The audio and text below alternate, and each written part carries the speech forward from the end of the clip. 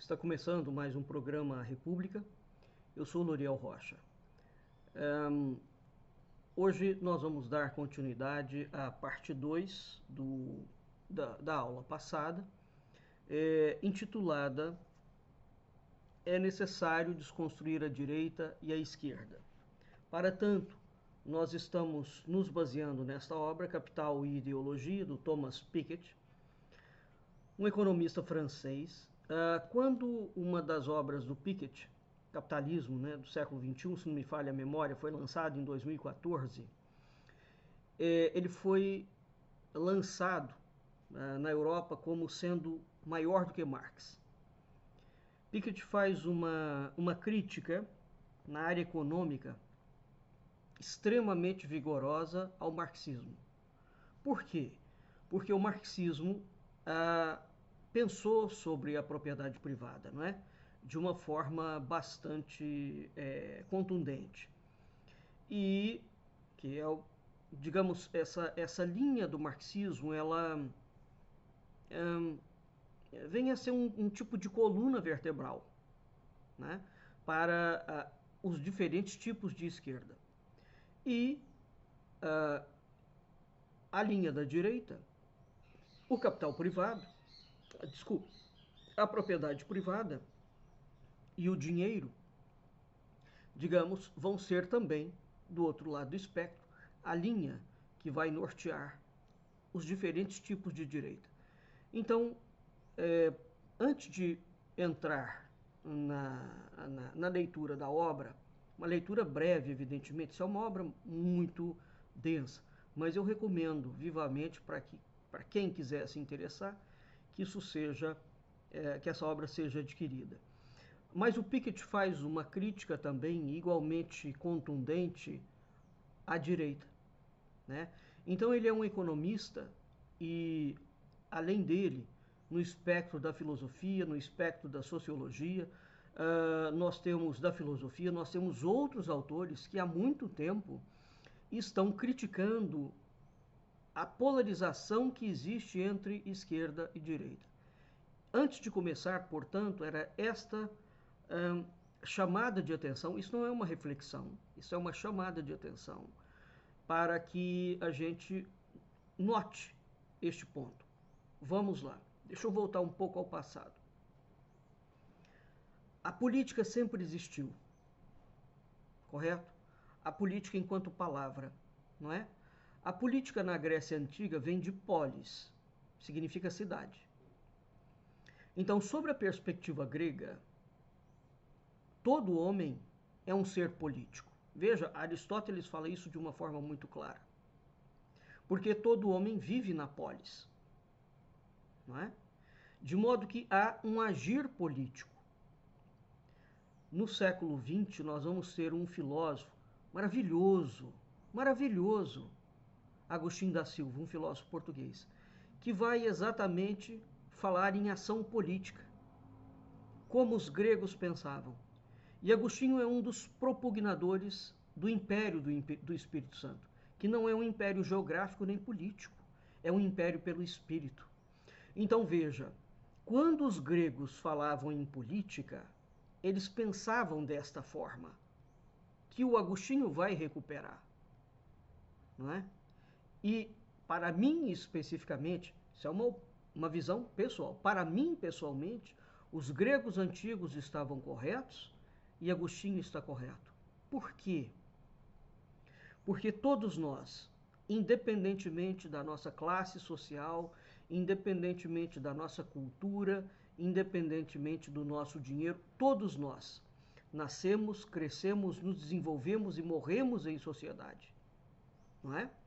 Não importa se o que a gente está chamando de sociedade é a cidade, né, enquanto ambiente organizado, a urbe romana, ou a polis, ou se é o meio rural. A sociedade é onde nós nos relacionamos e criamos cultura e etc. Bem, todos homens, todos. As sociedades são diferentes, são distintas, por certo. Uma sociedade indígena é diferente de uma sociedade como era a sociedade no período medieval, como era a sociedade dos gregos, mas todos nós nascemos, crescemos, nos desenvolvemos e morremos em sociedade. De modo que aqui nós estamos trazendo um assunto da filosofia.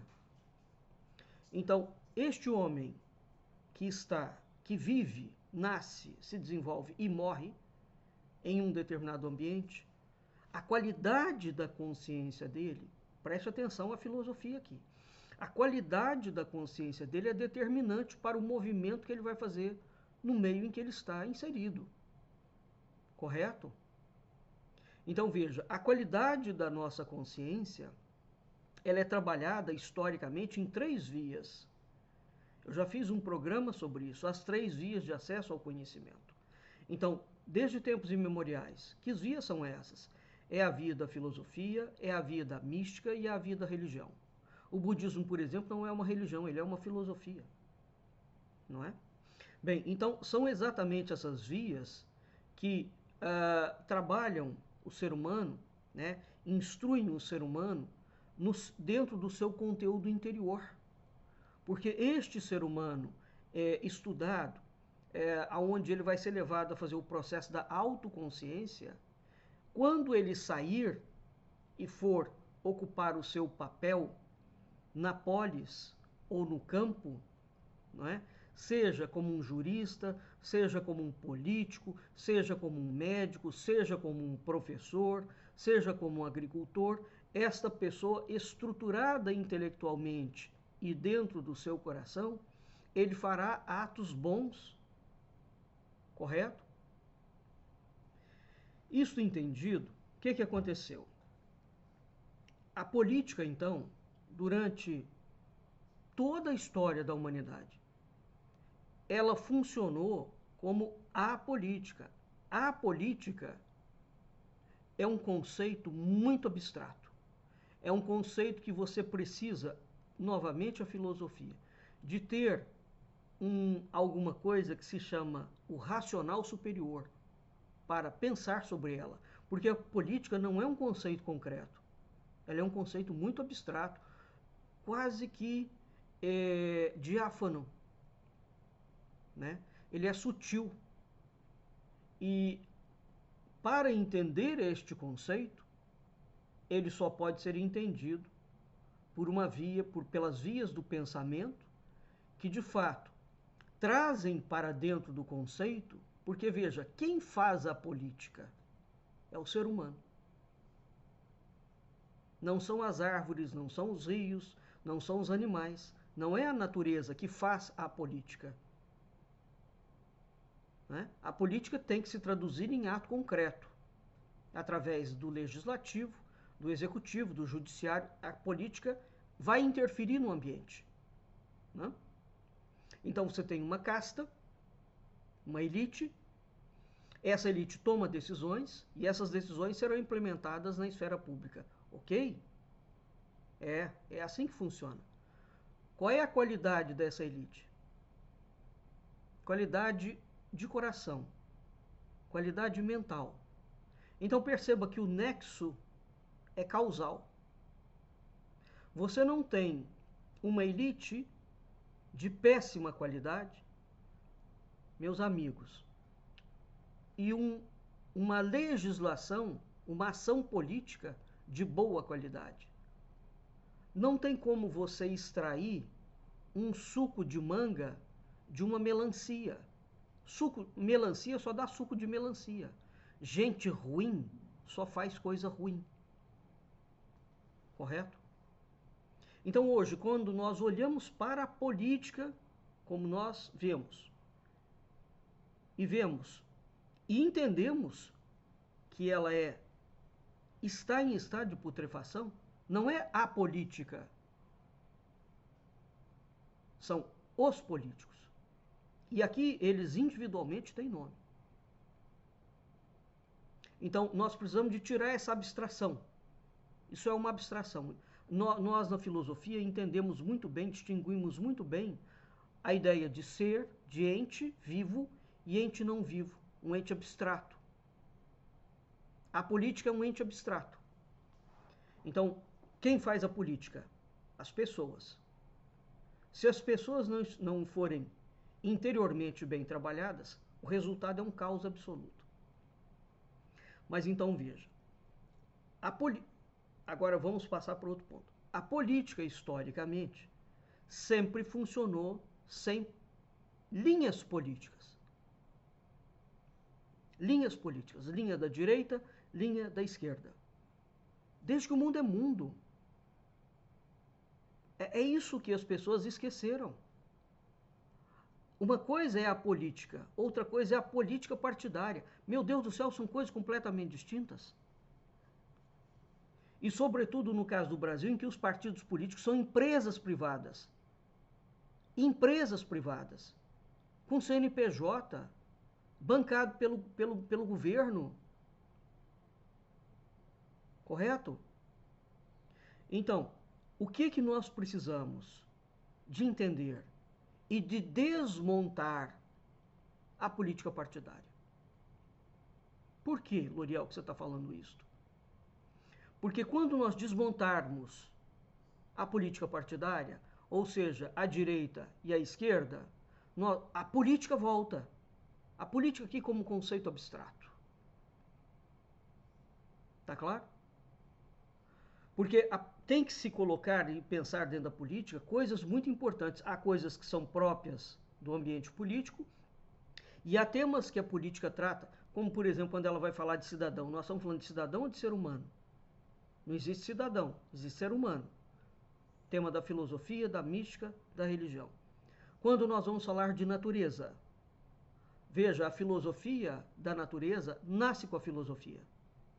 A natureza não é um discurso ideológico. Tá? A natureza, os seres, as relações. Filosofia, mística e religião. Quando nós vamos falar na própria política, é filosofia. Quando nós vamos falar no império da lei,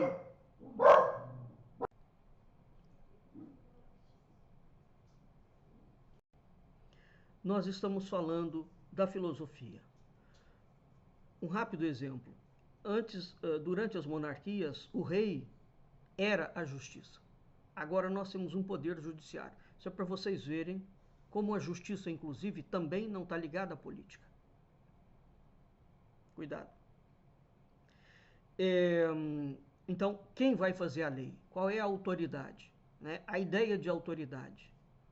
Né? A ideia que relaciona a riqueza e a pobreza. A ideia que relaciona o dinheiro. Isso tudo está no âmbito da política, está no âmbito da mística, está no âmbito da religião. O que aconteceu?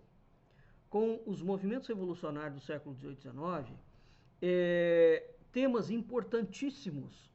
É preciso entender a gravidade da Revolução Francesa e os seus congêneres. Né?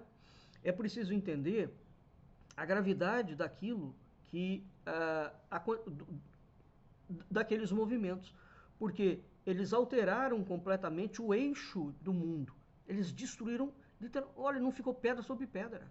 Destruíram tudo e não conseguiram repor nada no lugar. Nada. Nós temos 300 anos de uma loucura. E essa loucura foi se aprofundando cada vez mais. A única coisa que eles colocaram no lugar foi o dinheiro. O dinheiro. Porque quando a gente fala em propriedade privada, a propriedade privada, por trás dela, existe a ideia de capital. A ideia de Estado está profundamente atrelada à ideia de dinheiro. Não existe modelagem de Estado sem modelagem de dinheiro. Eu já falei isso para vocês. O Piketty também fala isso. Não é?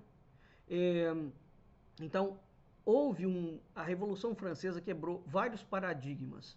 Um deles, que deu um efeito cascata, por exemplo, o rei cunhava moeda. Um dos paradigmas quebrado é o rei não pode mais cunhar moeda. A cunhagem de moeda depois foi anexada à capital. Depois foi anexada a lucro ilimitado, a propriedade privada, não é? As finanças e vai por aí afora. Quem cunha moeda?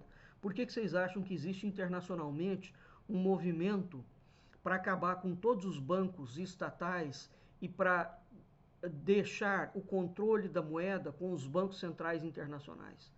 porque é um grupo financeiro privado.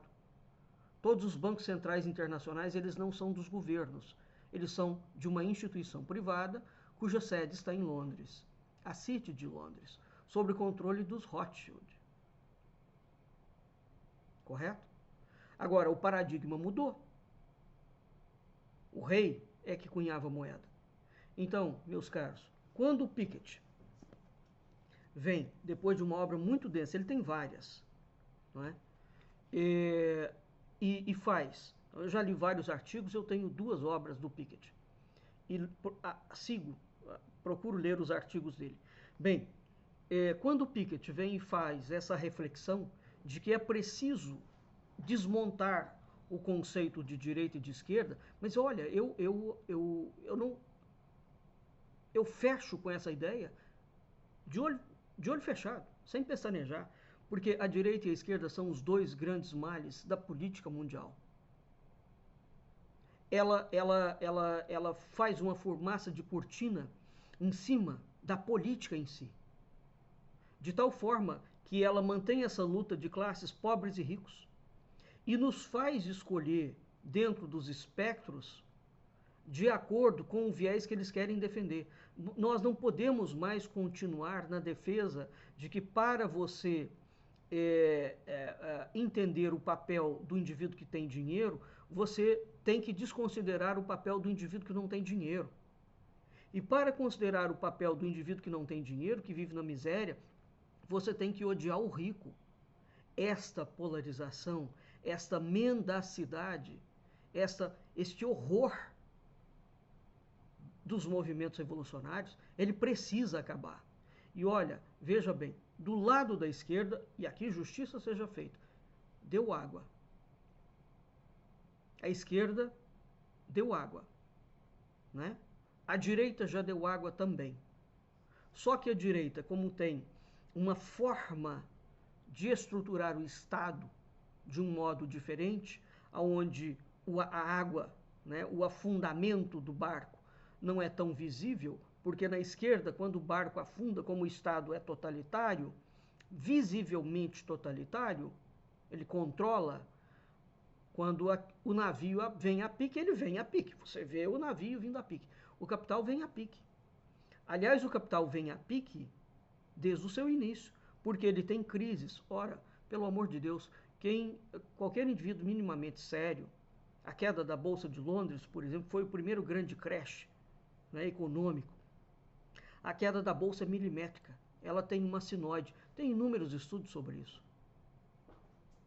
Agora, chegou um momento em que o capitalismo, de fato, ele não tem como se reestruturar, né? A esquerda está buscando uma reestruturação e o capitalismo não está admitindo abertamente, porque aí vai ser um escândalo, não é? Por que vai ser um escândalo? Porque, meus caros, toda a modelagem, em grande medida, foi montada em cima dessa lógica. Então, se a esquerda, né, deu água, uma vez que ele tinha um antípoda, a direita vai dar água. Se a direita dá água, a esquerda daria água. Então, este navio que nós achamos que são 2 navios distintos, na verdade ele é um único navio. Ele é um único navio. Então, quando nós vamos estudar, de fato, o momento histórico em que aconteceu aquela separação, aquela ideologização dentro da política, né? Ideologização não, porque a ideologia não nasceu ali. Aquelas linhas políticas, a direita e a esquerda, ou você está a favor do rico ou você está a favor do pobre, você veja que de saída isso é uma loucura.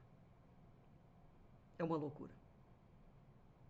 Porque isso filosoficamente é completamente desmontado. Aí você poderia perguntar, mas por que não foi desmontado?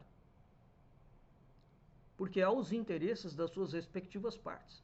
A filosofia, quando ela começa a trabalhar a favor de um lado ou de outro, no meu entendimento, ela não é filosofia mais, não. Ela já assumiu um lado. Ela já deixou de refletir seriamente sobre aquilo. Ela tem um lado. Então, o espectro da direita tem coisas interessantes, o espectro da esquerda tem coisas interessantes. Agora, hoje em dia as pessoas sabem o que é uma coisa, o que é outra? Não. Então vamos lá. Desculpe ter perdido um tempo muito longo com essa digressão, mas é importante contextualizar isso. As pessoas não estão refletindo sobre o básico, né? Então, direita e esquerda são dois câncer dentro da política. Nós não podemos continuar pensando os problemas do mundo. O mundo tem problema gravíssimo, gravíssimo. Nós não podemos continuar pensando os problemas do mundo, achando que a política é o ambiente adequado, é o fórum adequado para essas discussões. Não, não é. Não é. Os grandes problemas do mundo, que sempre foram os mesmos e que envolvem o ser humano, a sua interioridade mal trabalhada, ele é estudado pela via da filosofia, pela via da mística e pela via da religião. E aí, esses campos, em diálogo com outras áreas, economia, política, judiciário, seja lá o que for, em diálogo com outras áreas, vão trazer esses debates. Mas nós precisamos, de fato, de desautorizar a política partidária a pensar sobre o ser humano, por exemplo, a pensar sobre controle de comportamento. O governo pode dizer que você, como pai, tem o direito de educar seu filho de uma forma X ou Y? Não, não tem. Correto? O governo pode dizer, por exemplo, se uma mulher pode fazer aborto ou não? Não, não pode. O governo pode discutir para impor padrões de ética? Não. No sentido pleno do termo, ética filosófica? Não. Não pode não. O governo está habilitado a discutir seriamente a natureza? Não está não. Não é papel dele. Nós deixamos, fomos obrigados, fomos deixando a política tomar conta de tudo. De modo que hoje, quando a gente olha para o pobre e para o rico, nós só pensamos sobre eles pelos vieses políticos. Nós esquecemos que nós estamos tratando de seres humanos. Não se trata aqui da pobreza ou da riqueza, trata-se do ser humano. Então a filosofia antiga ela tinha 3 palavras: Deus ou natureza, como queira. Né? Natureza é na Grécia, depois a palavra natureza é substituída por Deus, na Idade Média com a religião. Então Deus, natureza, seres, relação. Esse é o esquema. Tá? Ele não mudou não, ele permanece exatamente igual. Esse é o esquema do mundo. A partir disso, não é? Nós vamos pensar o mundo, porque relações se estabelecem entre Deus, a natureza, os seres e os homens. Tá claro? Vamos lá. Na página 507, capítulo 12, ele vai falar sobre as sociedades comunistas e pós-comunistas. Tá? Bem, ele começa dizendo que há uma derrocada das sociedades proprietaristas entre 1914 e 1945, Primeira e Segunda Guerra Mundial. Não? Depois estabeleceu-se as sociedades social-democratas entre 1950 a 1980, que vão entrar em crise até 1990. Olha, o que ele está colocando aqui? Depois da Revolução Francesa, o mundo vai, digamos, se dividir. A política fica dividida, direita e esquerda. Aí nós vamos ter estados que nunca foram pensados, né, nessas categorias, direita e esquerda. Nós vamos ter os estados que serão pensados em termos de direita e de esquerda. E mesmo depois, quando voltam as monarquias, elas serão pensadas dentro do espectro da direita e da esquerda.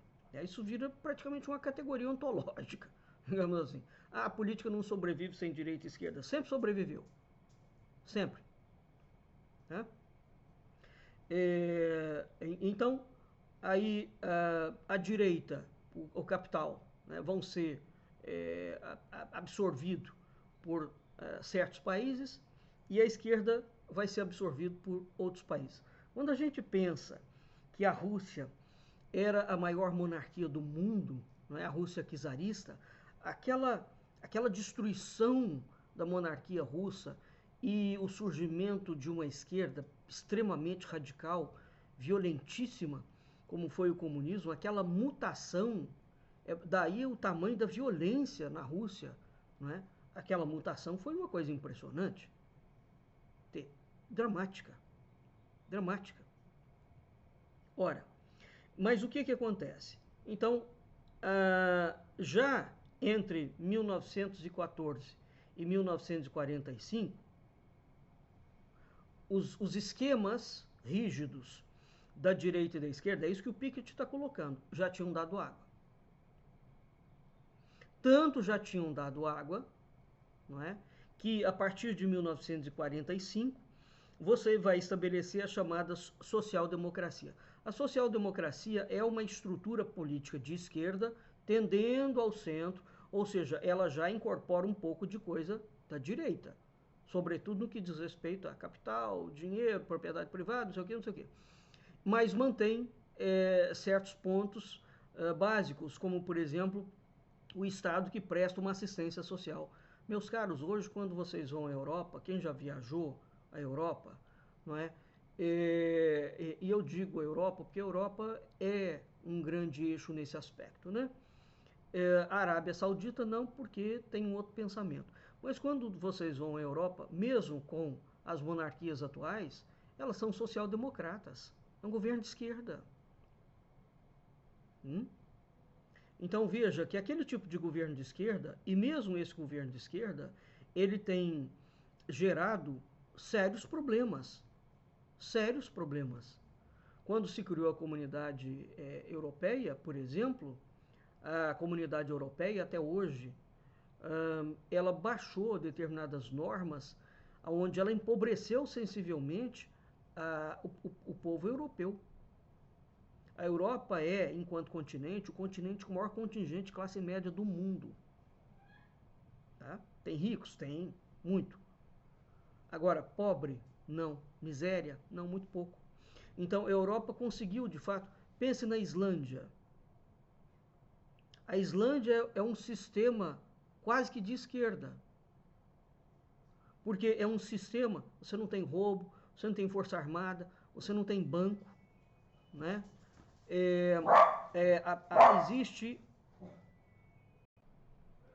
Existe uma forma do Estado se estruturar, não é? Onde, veja, você só consegue aquela modelagem de Estado porque as pessoas têm uma consciência diferente. Então é isso que nós precisamos entender. O Estado, em termos legais, ele pode ter a lei mais perfeita do mundo. Se você só for um ser humano descomposto, você não vai conseguir aplicar a lei. Você vai achar que a lei está errada. Tá bem? Mas veja, idealmente falando, a Islândia é um modelo de esquerda, de centro-esquerda. Ele não é um modelo de direita. Cuidado, hein? O Butão é um modelo de centro-esquerda. Né? A Europa, a social-democracia, é um modelo de centro-esquerda. E mesmo assim, veja o que aconteceu. Ele coloca aqui que esta social-democracia entrou em crise a partir dos anos 1980, 1990. Claro, porque o comunismo entra, de fato, em debacle e o capitalismo também. Os dois caem. Só que a gente pensa que são dois navios distintos. Não são, não. Eles são gêmeos univitelinos, você chumbando um, você chumba o outro. Não se engane. Repito e entendo o que eu estou colocando. A esquerda, exatamente porque o comunismo ruiu fragorosamente, ela tem pensado outros esquemas. E a Europa está fazendo um trabalho de casa muito sério para pensar esse século e os séculos vindouros, inclusive envolvendo uma espécie de plano Marshall para a África. O que está sendo pensado dentro da Europa é maravilhoso, vai alterar radicalmente o mundo. Tá? Então veja, e é preciso, Porque os movimentos revolucionários do século XVIII e XIX, eles tiraram o mundo do eixo e eles não botaram nada no lugar. Porque dinheiro não é eixo em lugar nenhum. Lugar nenhum. Tá? Então, a social-democracia, veja, olha o que ele fala. Apesar de todos os êxitos, a social-democracia não soube enfrentar por completo a escalada da desigualdade, uma vez que não se renovou e aprofundou suas reflexões e seu programa de ação relativos à propriedade, educação, ao imposto e, sobretudo, à erradicação do Estado-nação e à regulação da economia global. Veja, isso são temas que basilares, tanto no espectro da direita quanto no espectro da esquerda. E por que a social-democracia não deu conta? Ora, porque o movimento revolucionário do século XVIII e XIX criou o Estado-nação. Isso é um monstrengo. Esse monstrengo, ele tem que ser demolido. Tem que acabar com esse treco. Né? E não é fazendo outra revolução como fez a França, porque hoje, meus caros, entendo o seguinte: com as armas que existem, com o poder bélico da humanidade, é loucura você propor guerra. Loucura. Um sujeito, quem tem a ogiva mais poderosa, aí vem um maluco qualquer e a ogiva dele é mais poderosa e mata meio mundo. Então, é a via diplomática, é a via de uma política saudável, é a via de intelectuais, é a via da academia, enfim, todos os espectros políticos, sociais, né, é a via do povo, que tem que se juntar num grande debate, numa grande discussão, para pensar o mundo. Pensar o mundo, entender seriamente o que é isso, com o que nós estamos lidando, o que nós nos tornamos, né, para tentar resolver o problema. Então, o Estado-nação é um problema. Ter feito a humanidade girar toda ela em torno do dinheiro, você fazer a vida humana girar em torno do dinheiro, seja para torná-lo bilionário, seja para torná-lo um pobretão, um miserável, é uma das coisas mais horrendas que existem. Né? Então, as sociedades comunistas e pós-comunistas, hoje quando você vê a Rússia que surge, depois da queda do Muro de Berlim, a China que surge, né? Eu já falei isso, aconteceu no campo da esquerda uma situação muito curiosa. Enquanto a Rússia naufragava, e a pique, literalmente, por conta dos erros de Stalin em grande medida, erros esse que Lenin já tinha entendido que a esquerda não poderia ser tão radical com relação à ideia de propriedade privada. Stalin, quando assume, Lenin morre muito novo, Stalin, quando assume, dá um bicudo, uma butinada naquilo ali e parte para aquele radicalismo tenebroso. Bem, a China entendeu que o Lenin estava correto. E sem considerar a milenar sabedoria chinesa. É um povo de uma cultura impressionante, não é? É um povo que tem um espírito de colmeia, um sentido positivo, tá? É um povo que tem uma estrutura filosófica extremamente consolidada. Extremamente consolidada. Então, a China é uma cultura muito vigorosa, a Índia é uma cultura muito vigorosa. Nós temos dois grandes exemplos no Oriente. É, de fato, a China, a Índia. Né? Então, essas culturas elas têm uma estrutura de pensamento filosófico e espiritual muito pujante. E quando o mundo entra em crise, porque a filosofia ela tem, digamos, utilidade para os leigos quando o mundo entra em crise, não é? Embora a utilidade dela não seja temporal. A filosofia trata de temas intemporais. Não existe ser humano que modificou de 1500 anos para cá. Existe o ser humano. Né? Então, quando todas as saídas mundanas falham, o povo lembra da filosofia. Mas ela sempre esteve aí. Simplesmente por uma cegueira não se usa. Né?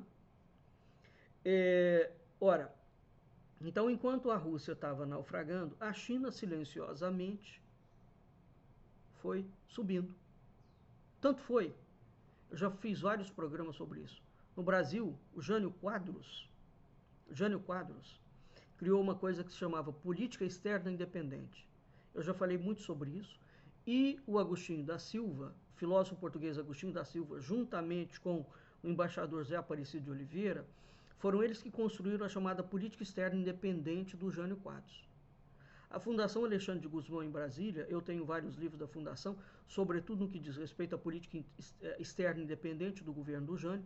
O Agostinho já falava na década de 50, 60, que a China seria a grande potência do mundo e que era necessário criar um eixo sul-sul, os BRICS. Vocês sabiam disso? Não, né? Pois é.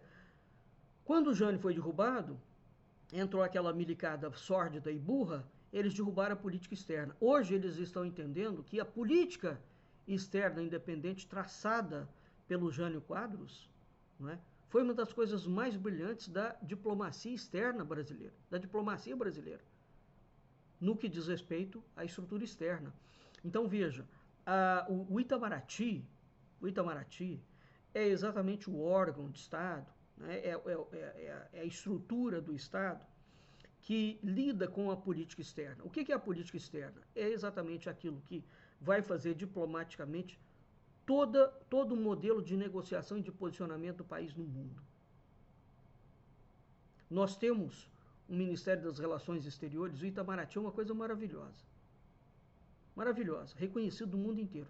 Só o Bolsonaro e aqueles militares idiotas que botaram aquele outro energúmeno, que agora está aí fazendo politicagem barata, foi servir a extrema-direita na Europa agora, ele aceitou um emprego da extrema-direita lá na Europa, o Ernesto Araújo, só aquele idiota conseguiu transformar a diplomacia brasileira num páreo internacional. Aquele homem foi uma vergonha completa e absoluta, completamente louco, desorganizado. Não há outro termo, louco. Tá?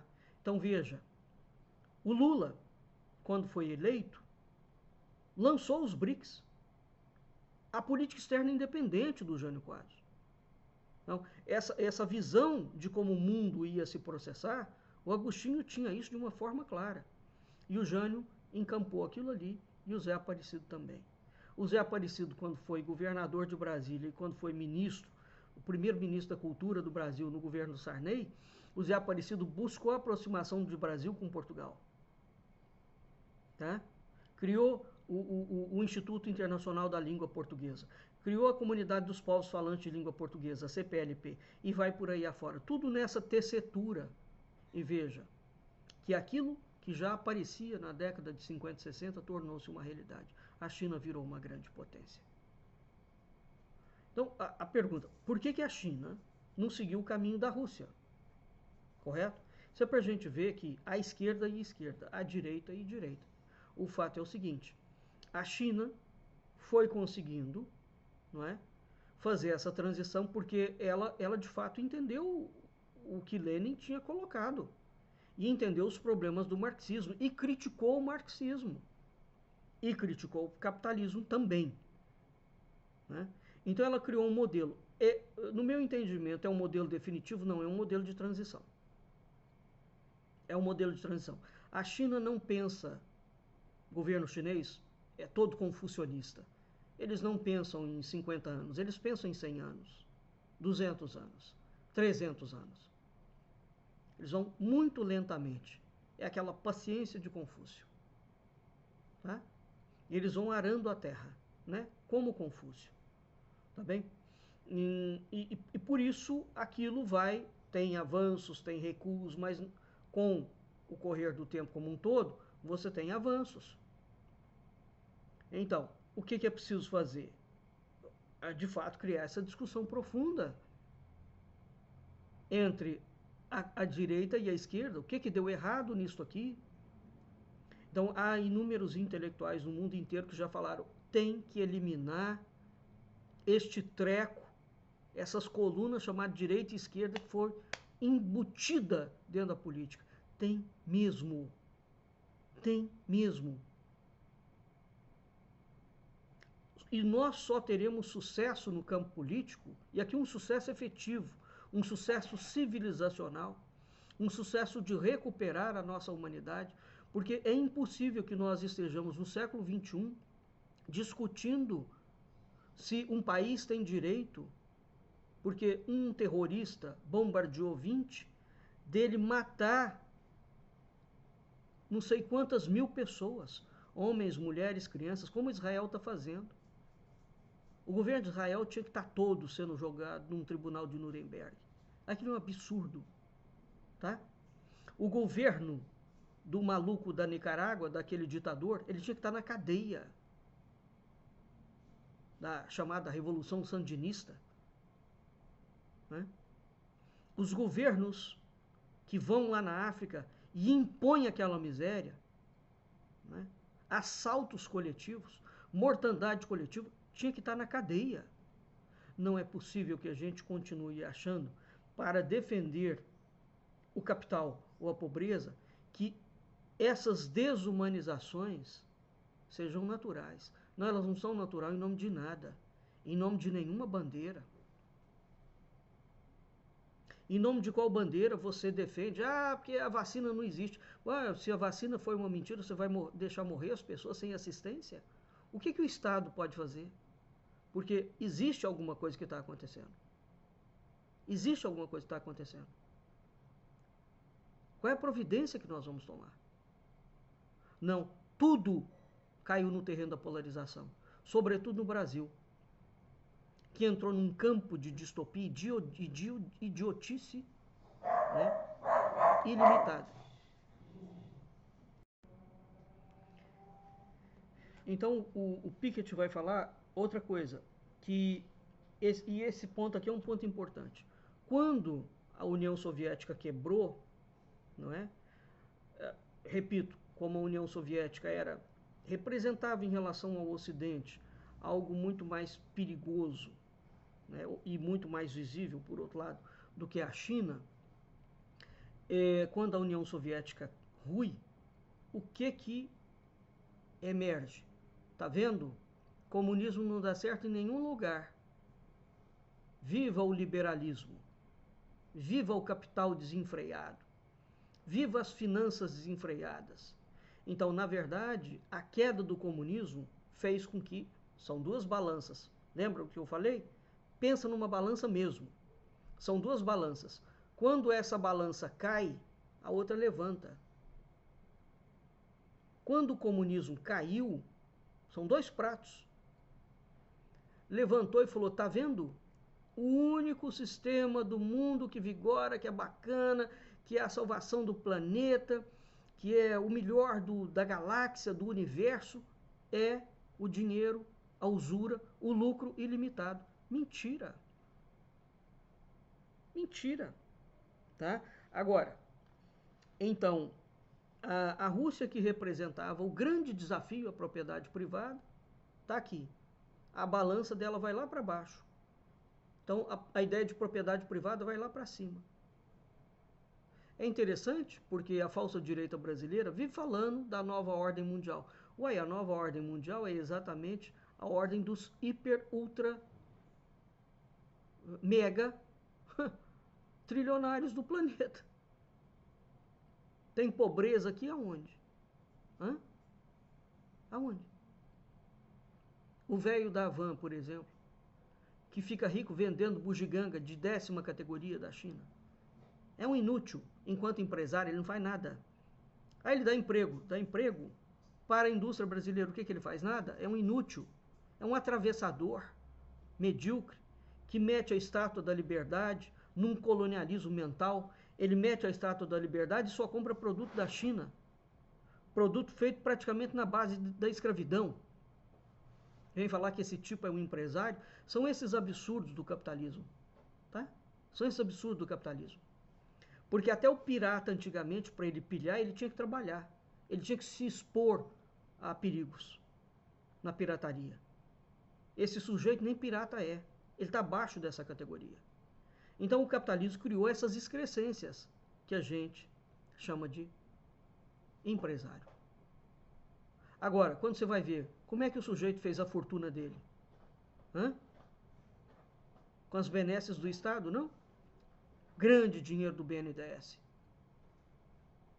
Como é que o cara da JBS ficou rico do dia para a noite? Grande dinheiro do BNDES. Então é muito interessante os grandes capitalistas brasileiros, porque todos eles não vivem sem as benesses do Estado, mas eles não gostam do capital para o pobre. Né? O pobre é o problema. Você não pode dar Bolsa Família.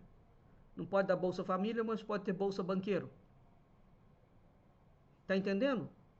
E você não consegue raciocinar porque sua mente está paralisada com a direita e com a esquerda. Você paralisou. E aqui, no capítulo seguinte, então ele vai discutir esses problemas, o que foi o comunismo e o que foi o pós-comunismo. Aí no capítulo 14, ele vai falar da construção da igualdade. Igualdade aqui não a fronteira e a propriedade, né? A construção da igualdade. Igualdade não no sentido comunista, né? É preciso ter uma sociedade que não seja hipercapitalista. Porque essa sociedade hipercapitalista, ela gera uma hiperpobreza. Tá bom? É a mesma balança. Para você ter um hipercapitalista, você vai achatar um outro lado. Meu Deus, isso já está mais do que estudado. Mais do que estudado. Aqui eu vou dar um exemplo para vocês. Não sei se vocês sabem, a Apple, enquanto empresa privada, o patrimônio da Apple, a grana da Apple, é maior do que todo o governo americano. Uma empresa. Uma. Imagina o poder de barganha dessa empresa, de influência dessa empresa dentro do governo americano. Que isso? É isso que nós estamos falando. Uma empresa. Hã? Nós chegamos a esse grau de loucura? E aí você coloca isso no terreno, pega os hipercapitalistas, porque eles não são mais ricos. Eles não são milionários. Eles são hipercapitalistas. Eu não tenho nada contra a propriedade privada, nada contra o dinheiro. Rigorosamente nada. Né? Agora, existe uma diferença entre você ser rico, bem de vida, e ser um hipercapitalista. Isso é um problema grave da estrutura do Estado, do sistema de regulação, do sistema de lei. Então é preciso regular isso. A China, por exemplo, não vou falar disso hoje, mas a China conseguiu um modelo de regulação, que eu acho, para o caso chinês, ele tem sido exitoso. Né? Então, nós precisamos, o século XXI vai precisar de desconstruir a esquerda e a direita, porque você tem um conflito sociopolítico, um conflito humanitário. Aqui estou falando no sentido do conflito ser humano. Né? Tudo aquilo que envolve o ser humano foi trazido para dentro do campo político. Não, a discussão sobre o ser do ser humano, ela não é política, ela é filosófica, ela é da mística e ela é religiosa. Tá? É uma discussão científica. Não. A ciência não tem autoridade para falar sobre o ser do ser humano. O ser do ser humano.